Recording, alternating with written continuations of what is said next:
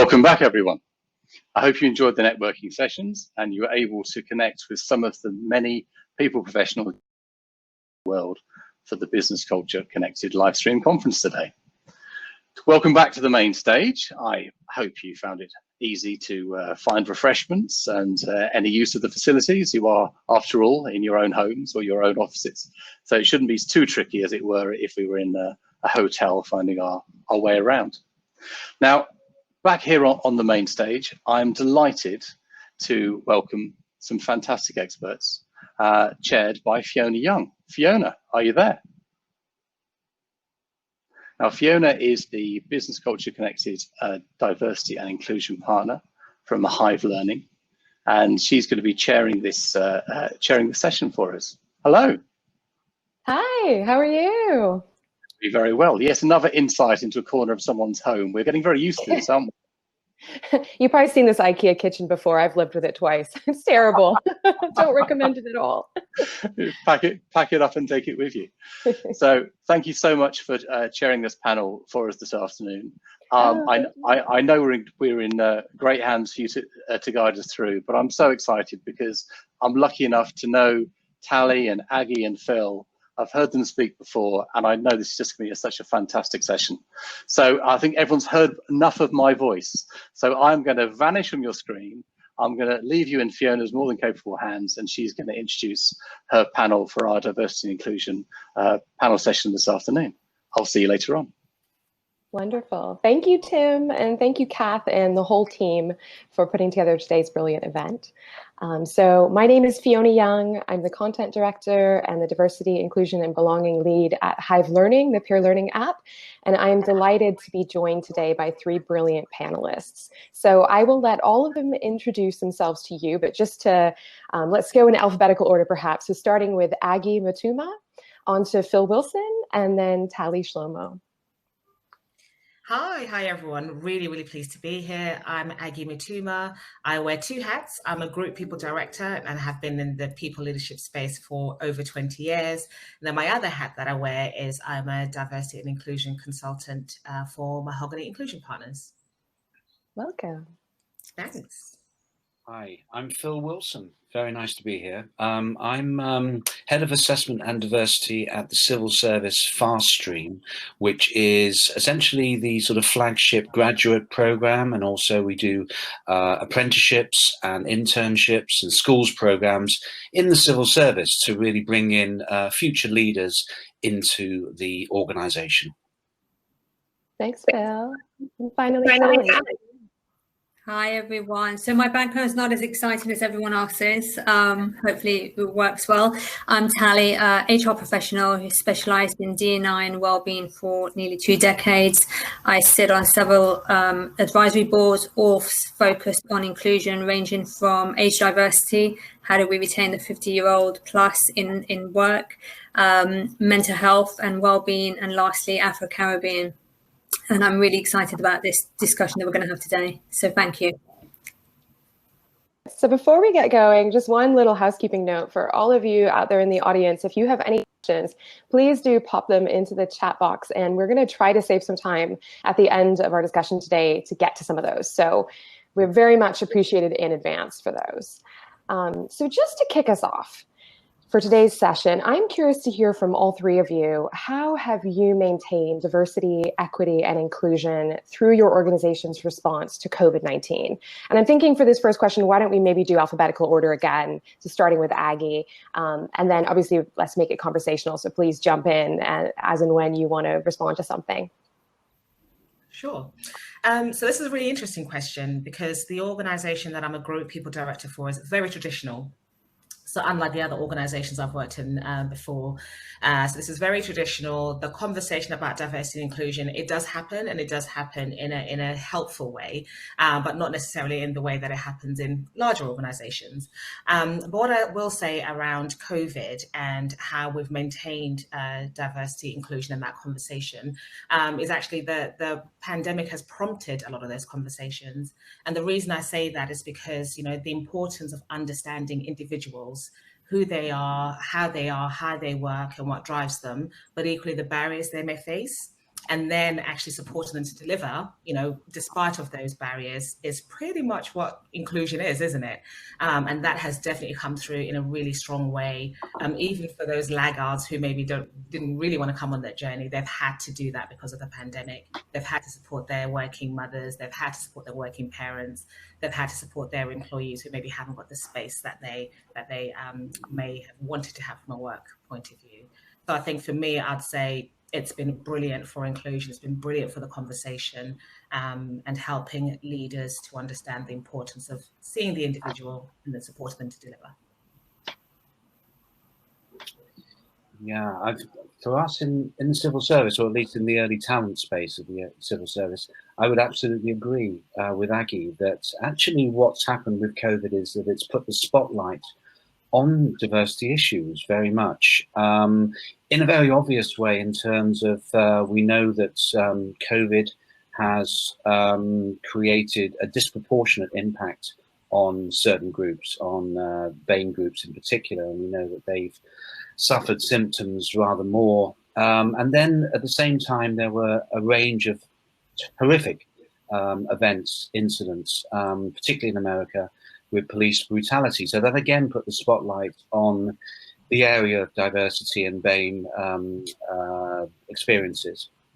And then what that did was to prompt a lot of work internally in the civil service to really explore what was happening to our BAME staff especially, but diversity more generally. And that would then prompt discussions, listening circles, a chance to really understand people's experiences, the biases, the prejudices that they experienced on a day-to-day basis, the microaggressions.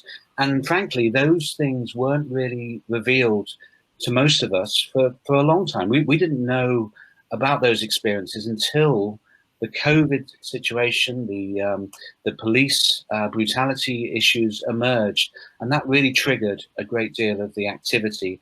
So we now have, I think, a much better understanding, and it's really pushed the agenda of diversity rather more. And we've got multiple blogs and articles, events, seminars, which have been prompted by that experience.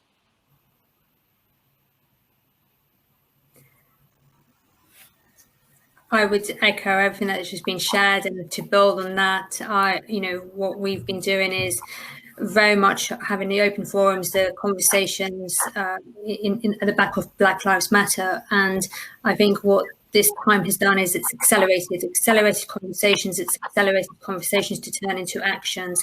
And just to kind of bring it to life, a few examples from, let's start with COVID, the homeschooling, all the challenges of that brought. For us, it's all about engagement and how do we engage and support parents and parents who can be either looking after elder care or childcare. So we've run lots of sessions around supporting parents whose children might be coming out as LGBT plus. How do you share with your parents of your sexual orientation and your identity? How do you share with your parents, or how do your parents support children who may have ADHD? So we've run lots of sessions around neurodivergence as well, because the more we know, the more we step into conversations and learning and awareness, the more we start to feel comfortable to support. And that support we've taken from Let's Start at Home and then bring it back into the workplace.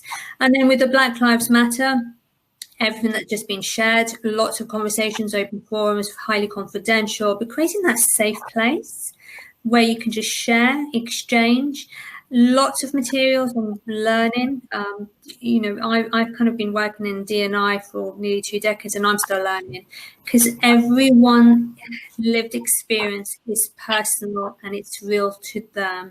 And I always say no one walks in your shoes, and what we're inviting everyone to do is step into somebody's shoes for 5 minutes and just feel the impact. And then we can come together and collaborate and partner and look for solutions. Thank you all for this insight. What I might add to that, if that's okay, is the mental health awareness piece as well.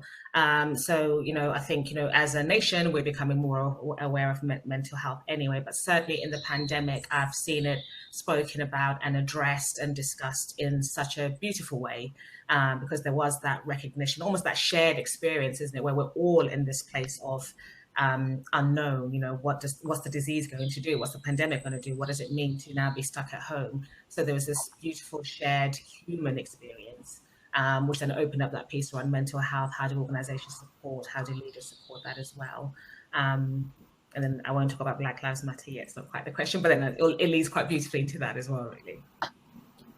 Thanks. And I think we'll get on to a little bit more about BLM as well in a question to come. So thanks for all of your insights. And yeah, I love the addition on mental health. That's a huge topic right now, isn't it? Hugely important as well, and so closely linked with culture and inclusion.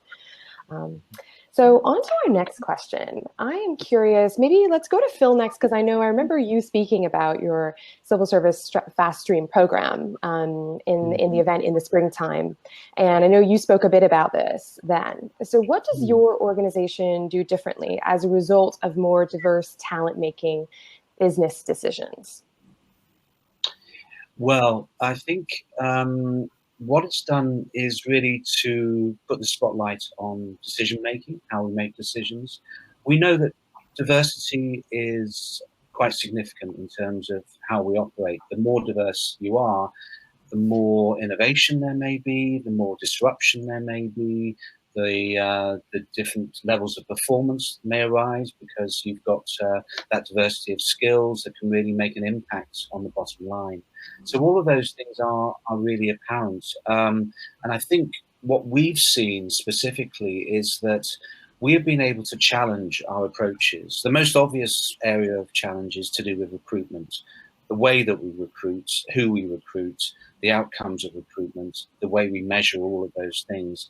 And then the mix of other elements that lead on from that, such as training, how we train people, how we post people, how we allocate people into different roles, how we develop the culture. And it's all about, through the diversity, challenging every aspect, so that we're now able to really understand what we're doing and ways that we can improve it. And that's sort of an ongoing dialogue, an ongoing story.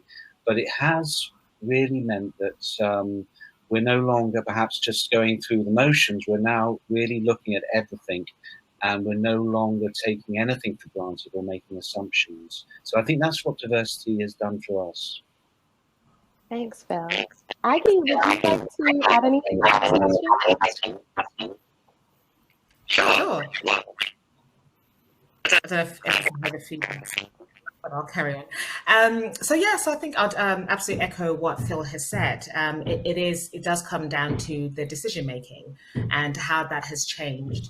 It has changed to include various views, wider views, not just sort of a one world view. And I think even sometimes when there isn't the obvious, I guess, physical diversity in the room, the fact that there has been means that, leaders are able to pause, or more likely to pause and think, have we thought about everything? We've got our own worldview, but let's challenge ourselves. Have we thought about other things? What if I was a female, as an example? What would I be thinking? What if I was living in Scotland? If that's a diverse thing, what would I be thinking? What if I was a young person? What would I be thinking and feeling? So I think what I'm saying is that there's almost, yes, there's the different decision making when the diverse perspectives are in the room. But because of that experience, there's a bit of a halo effect where if they're not in the room, those in the room still stop themselves and think, if that person was there, they would probably ask us this question. So let's ask ourselves that question, and let's make sure we're covering lots of different bases. Yeah, thanks for that. And yeah, I love the mention of innovation. That's certainly something that I think a lot, given I work for a startup, and the value of diversity there is just paramount. Yeah, I would just add very quickly, I think diversity of thought is absolutely front and center of being the catalyst for innovation, creativity, really tearing up the traditional approaches to how we do things. And look at we've just gone through two incredible crises, COVID, BLM, and it's the diversity of thought that is helping us navigate through all of this. And to come together stronger. And, you know, I really like the title of the conference for the next 2 days, Sustaining and Strengthening Company Culture Through Change and Through Diversity and Inclusion, because it is that is going to help us really strengthen our organizational cultures. Absolutely. And I think, I mean, just moving on to the next question, going into Black Lives Matter, I'm curious to know how all of you feel about Black Lives Matter. How has it been changing organizations? So your own or others that you've seen? Gosh, how I feel about it. I guess I can talk about it, and we'll talk about it from a personal level, and then I'll move on quickly, and then I'll move on to the organizational piece. So I think from a personal point of view, as a Black woman, it has been, I don't know, almost indescribable, I guess, in terms of the not so great bits, just sort of remembering stuff that has happened, speaking and talking and having almost this, I call it a dam of stuff, emotions, experiences that were being held back for a really, really, really long time. But the beautiful support and, you know, standing together, and the protests, and even people asking how I am or how, you know, you are, has almost been this sort of dam breaking, all this stuff coming out, which is actually beautiful as well, cathartic. I think it's made for very open, honest, and real conversations with so many different people that I never would have done before. And if I translate that to the two organizations, I'd say pretty much the same thing, actually. When I conduct a few, I think Tali has mentioned that, a few safe space conversations for clients, and what tends to come out of those conversations, whether it's Black people or Asian people or white people, whoever it is talking, is that there have been for years lots of questions, lots of doubts, lots of, do I talk about it? Don't I talk about it? Lots of, I don't want to offend, so I'll say nothing. So what Black Lives Matter has done, or the philosophy, not the group, what the philosophy of it has done is it's opened people up to have those conversations, to be vulnerable, to learn together. And I think it's such a beautiful thing for cultures, and that piece around being strong through change. I honestly think that those organizations who have had the conversation, or started to at least, I do think that'll be a lot stronger for that for the future. To build on some of that, I would say that this has been a catalyst environment where we're inviting, let's talk about race. We're inviting a space where we can start to engage in the conversation, really dig deep in terms of bias, really dig deep in terms of what needs to change. It can only change if we come together and do it together.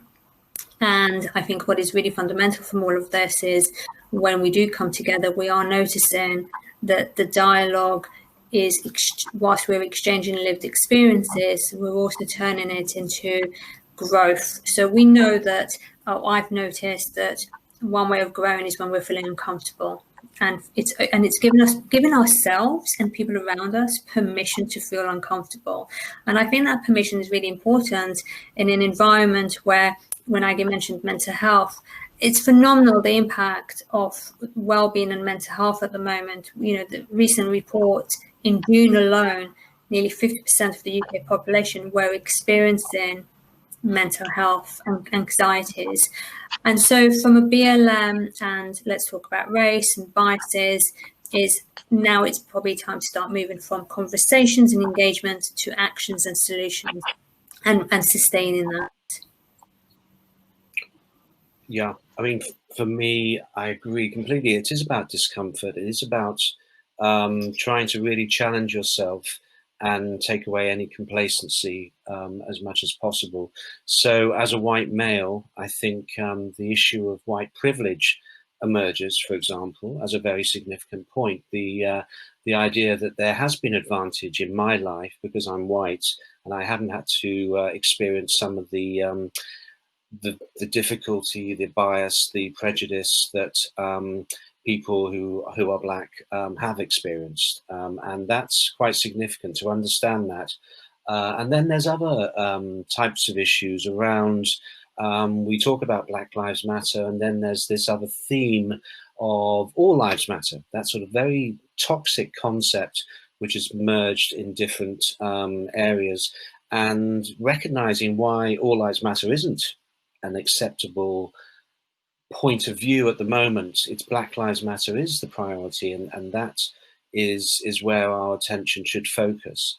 And then there's other thoughts in the same sort of area to do with racism and the importance of being anti-racist, not just being not racist, but actually anti-racist, to actually take a stand and to actually deliberately stop prejudice and bias that you may observe, and also in yourself, of course, to challenge yourself and make sure that you are not committing those same points of view. So Black Lives Matter has changed us as individuals, and then by sort of extension, the organization. And that's really important and healthy, because nobody wants to continue in a situation, environment where that hasn't been raised as a point, and we don't have the sensitivity that we need to really navigate Black Lives Matter in an effective way, in a fair way.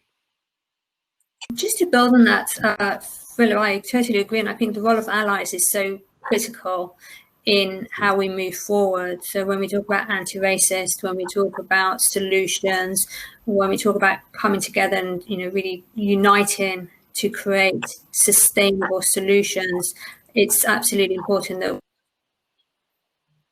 create in the workplace allies, and creating an environment where, one, let's support the allies, let's explain what an ally is. It's about taking action. It's about really standing up. And, what I've done is I've developed a whole framework around what an ally is, training, support, and then we move into the dialogue. And then we start to create some solutions, because when it's visible, we know perception is reality, right? So when we've seen something is visible and we've seen someone is standing up next to and stopping, if they've noticed a microaggression, they've come in and they've stopped it and they've spoken up, we know it will make a difference. And it's that's the inclusion piece. So we know diversity is about representation. The inclusion piece is, how do we genuinely create a place where we can bring our authentic or our best self? And leaning into allies is fundamental in that process. Thank you all. So many insights. I took so many notes on that one. So just to call out Aggie, I love what the personal stories you shared were so emotive for me. And it reminds me of something that my dear friend Serena Abbasi from MNC Saatchi said recently on a panel about how this process has been like a re-traumatization for a lot of people. And we need to keep that in mind. Those of us who are white, and we cannot understand those experiences. And Tali, I love what you said about really thinking about now's the time for action, and Phil as well with anti-racism, of we need to take these actions and also make it sustainable. And for those of you out there who are interested in kind of making this movement more sustainable in your organizations, we just did a huge report, which is totally free on our website right now on hivelearning.com. And we interviewed dozens and dozens of D&I leaders from the UK and the US to ask them, how can we turn this into sustainable action? Because obviously we want to harness this movement, but we don't want it to fizzle out and just be some sort of PR blip, and there's some really brilliant practical tips in there. So I'd encourage you all to take a look. And yeah, thank you for your brilliant sharing on that. So we're about halfway through our time, and we're more than halfway through our questions. Sorry, I just spoke over you, Aggie. What were you saying? I just want to add one thing, just a very little thing, which is on the piece around actively anti-racist. And I 100% support what you said, Tali, and I think that's absolutely true. There is a piece around being anti-racist and actively speaking out against acts of whether it's silly jokes or something that happens.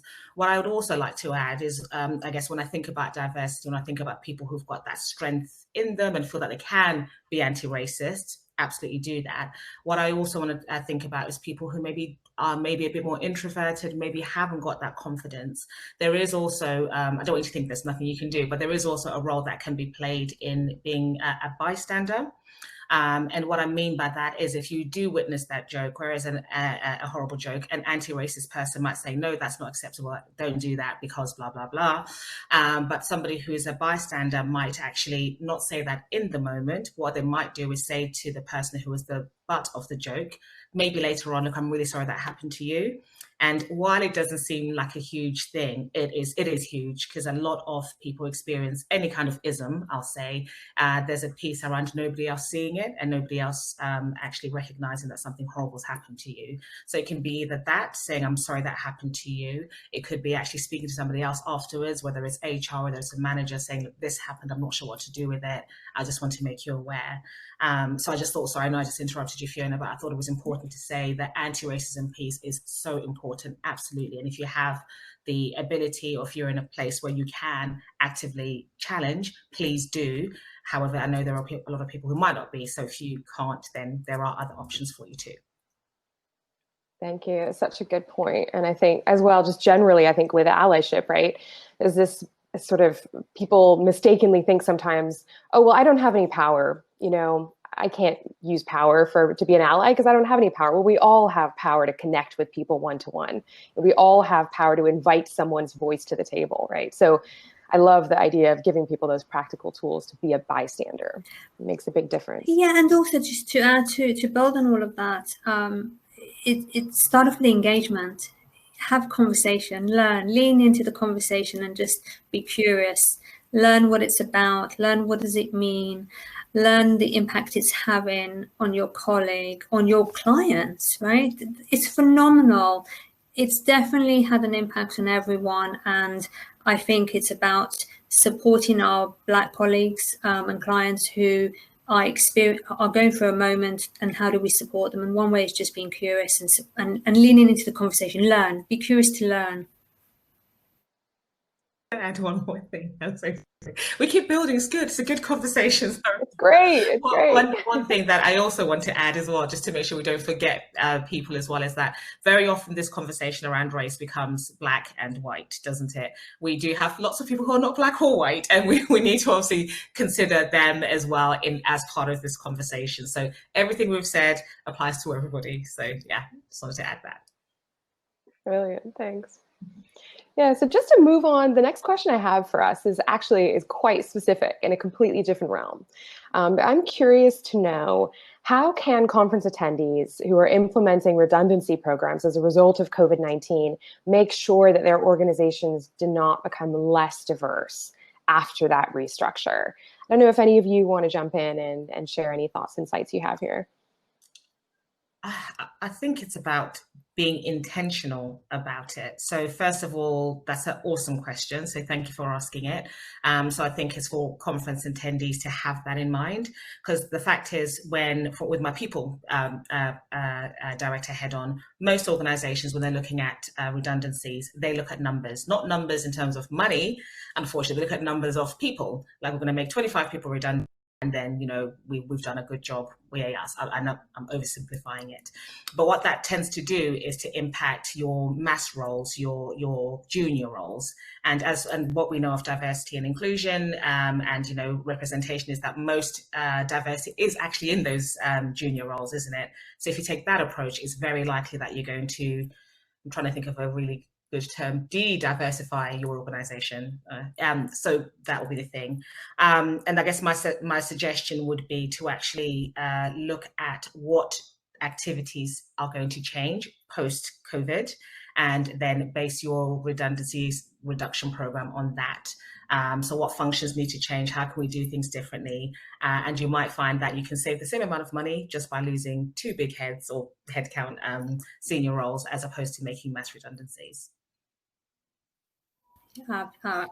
Echo everything that Aggie's just mentioned, and to build on that, I'd say, if you have the data, and so many don't yet have the data, but if you have the data, use that as part of your profiling, so you can be intentional. You can really look at, is there an impact on people from the LGBT plus community? Is there an impact from our BAME community? What is the impact? Because as Aggie mentioned, we know that, you know, there are more diverse representation at less senior roles. And if we are making redundancies that impact less senior roles, just doing the maths, we know the impact is going to be greater. So taking a very mindful approach to how we select if we have the data. And if we don't have the data, I'm going to just say it's, look around the room when we can see sometimes the diversity in the room, and if we're able to. Now, we'd have to use our judgment in that. So again, as an HR director myself, we've got to be very careful, we've got to be mindful, but I think we have to be intentional, because when COVID started, one of the things I was really concerned about, and I had lots of conversations around this, what is the impact on the minority, on the diversity that's going to come out of this? And then we also have the mental health, as Aggie mentioned, the well-being. If you are, and many organizations are now going through redundancy processes, what support do you have to support the well-being and mental health of those who are unfortunately leaving the business? And outplacement is very different from wellbeing support. And I think it's really important that we really start to think outside the box to support colleagues who are leaving the business. Thank you both. So on to our final planned question, and we'll have a little bit of time left for any questions from the audience. So thank you. I see Ali has put in a question. If anyone else has questions, please do put them in now. I love this question. So I'd love to ask all of you, what has been your greatest learning from all your work leading DEI work?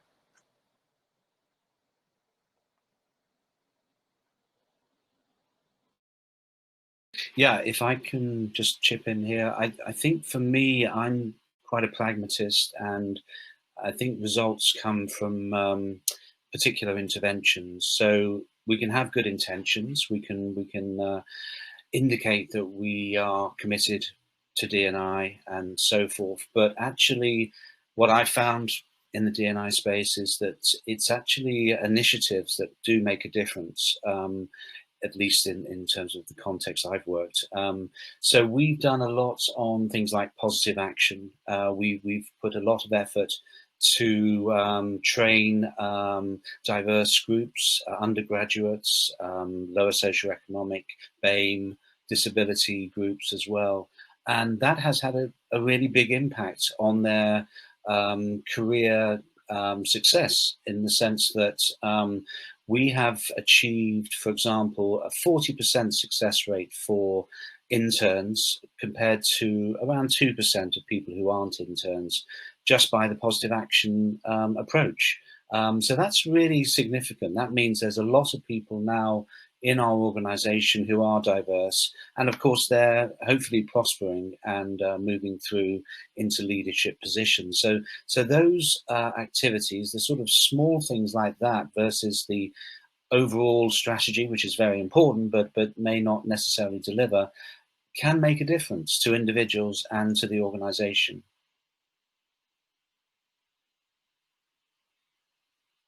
Thank you, Phil. I'm going to take a different view. I agree with everything you've said. I'm not disagreeing, but I think, where you started your piece, where you said you're a very pragmatic person, which is awesome. I think my reflection is that what I've learned is it's less tangible. I think there's hope, which I know is not as tangible as the pragmatist bit. But I think what I've seen, what I've learned, what I've heard from the people who often feel like they're left out of the inclusion conversation, so your older white males, the CEOs, the owner-operators, etc., what I've seen and heard and felt is a lot of wanting to do right and wanting to do the right thing, but just confusion about how. And, a lot of the lack of action, which we talked about earlier, I think, Philip, you mentioned it earlier, was more around not knowing. And I think you also said that as well, not knowing what people's experiences are, not realizing that things are, when I say that bad, because that's the language that's used, not also realizing that, to your point, Fiona, we all have accountability, and we also all have power to do something and influence the space that we're in. A lot of these, so my view around the hope, a lot of it has come from when leadership teams, when CEOs hear the voices of their people, when people say, this has happened to me in your organization, has been my experience in your organization, that has such a compelling impact on them, in that they're saying, wow, I actually am, not that I'm part of the problem, but I could be part of the solution. I should be part of the solution. Help me understand how I become that. So I think for me, I'm just filled with lots of hope, and the practical stuff, absolutely. And we need to do all of that. But I think my starting point is hope. I do think people want to see change, and they want to own that change as well. And to add on to all of that, let me start sharing by what I have seen. I've seen compassionate leadership. So if we really kind of go back to March, we've saw compassion, first of all, leaders caring for you. How are you? If you've got children, elder care. And that, for me, was the beginning of look at what a difference could be when we show up as leaders with vulnerability and compassion. And then summer came and we experienced Black Lives Matter, and we experienced in certain areas compassion. We experienced the time to listen. We experienced the time to actually listen to some really tough stuff, right? But it's having that moment to just be compassionate that makes a difference. And in terms of moving forward, how do we move forward from all of this is bottling some of that magic of compassion and then turning it into action. So looking at your processes, looking at the conversations and how does it impact, where's the bias? Because if we recognize where our own individual bias is, then we can start to intervene. And then finally, just to kind of circle back to what Aggie mentioned right at the beginning, mental health. We're seeing a tsunami of mental health and how do we support each other?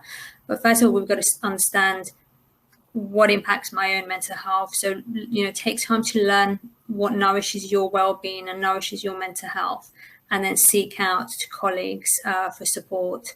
And I think with that as a foundations to move forward, we can, I'm with Aggie, we hope. We can only hope. And I feel that this has been, testing, but I think it's going to create the foundations for something beautiful from an inclusion, diversity and well-being perspective.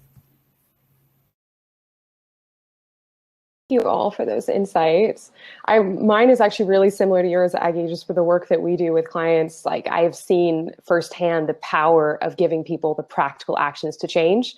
Like, we talk all the time about a lot of the users on our programs are well-intentioned but clueless, and that's what we keep going back to is how do we inspire those people? How do we move them? How do we start a conversation that gets them involved and gets them interested, and then give them those practical actions to start changing what they're doing every day, and those little behaviors add up. So I think it's really about giving people practical actions how. And it looks like we have a few minutes left, and we have a few questions in the chat box. So I'm thinking we go to the question that was put in by Deborah, all about really how can we ensure that we remain inclusive during COVID for new hires, especially if we aren't in the office together. I think this is a huge question actually about onboarding. Does anyone have any practical ideas, thoughts, tips, insights to share? I love this. I think, we're in this virtual world for as long as we are. I think it's really getting to know the individual, and this is where inclusion really comes into the fore. Some people are introverts, some people are extroverts, some people are already in Zoom fatigue, some people just want to have a phone call, but it's creating what we had in the office as much as we can in a virtual world. So creating that virtual drinks, creating the virtual induction and onboarding, but being respectful and really paying attention to the finer distinctions, because individuals may find it really difficult to be on a laptop or Zoom or screen time for a prolonged period of time. They may have vision impairments, they may have hearing impairments. So it's this really paying attention to the distinctions and getting to know them as an individual will start to shift how we create hopefully a hybrid onboarding for when we move back into the physical world. Yeah, and I think I'd add to that to find ways to do things slightly differently. So usually you have a role, this is the induction they have, these are the people they meet, and some of that may be dependent on location. But I think because we have this forum, because we have VCs, and we're talking from loads of different locations right now, aren't we? So maybe being a bit more cute in how you do that and onboard them in a much broader way across a bigger part of the organization. You can maybe say, oh, we've got a marketing meeting coming up. Why don't you go have it? Why don't you join the meeting and understand what we're doing from a marketing point of view? Whereas previously we couldn't do that, we can do that now. So I think, yeah, you use the Zoom, the whatever platform you use, not advertising one particular one, obviously, but use whatever platform you use to allow people space in places they wouldn't normally be as part of the induction, but also I think as part of the general employee engagement as well. Thank you. Yeah, I think those are both really great insights, and certainly belonging starts at day one, right? So it's hugely important to get this right remotely as well. And I think that's basically time. So I just wanted to say thank you to all three of you, and thank you as well to Tim and Kath and the whole crew at Business Culture Connect. It's just been an honor being here with all of you. So thank you for giving us the space to have this conversation today. On behalf of all the attendees, there'd be a nice, rousing applause around the hall. You just have to imagine that. You just have to go with the. You have to go with it. Roaring applause. Roaring applause. Exactly. Exactly. Can I get a right? That's super. Thank you all. Thank you very much, Fiona. Thank you for sharing that. Tali, Phil, Aggie. Thank you so much. Take care. Speak soon. Thank you. Take care. Bye.